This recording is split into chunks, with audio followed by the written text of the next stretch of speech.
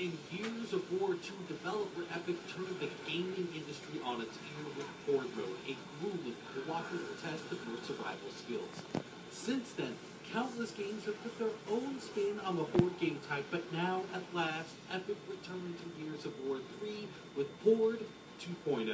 Now, the concept remains the same. Fight back wave after wave of locusts, and now live at Horde, earning your life one round at a time. But now with the additions of fortifications, an economy system, boss battles, and more, there's a whole lot new here to learn and master. So, on this episode of Insider News, we're going to break down some new fundamental tips to help you not only survive, but win. When you first load into Horde, you need to select a command post before beginning. Luckily, the timer for the round doesn't actually count down until you've made your selection. Take your time then, look at the defensible positions around each command post, and make your decision on your terms. Next, treat the first few waves in Horde as money-making rounds. Resist the urge to spend willy-nilly on decoys, turrets, and barriers. Wait until you have some cash saved, and then make your decision on what to buy based on what you really need. Bullets are at a premium in Horde now too, so do yourself a favor and really husband your ammunition. Don't fire unless you're sure of the shot. Don't be wasteful. To that end, look for good opportunities to earn melee kills, particularly with the chainsaw on the Lancer or the bayonet on the Retro Lancer. In fact, in Gears of War 3, an enemy can no longer put your chainsaw down once it's fully red. So, get behind cover and get that bad boy revved up and ready to carve a little locust bacon.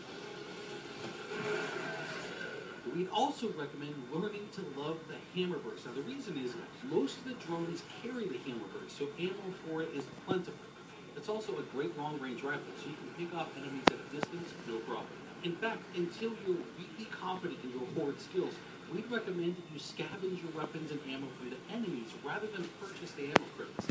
The ammo in the crates just cost too much cash.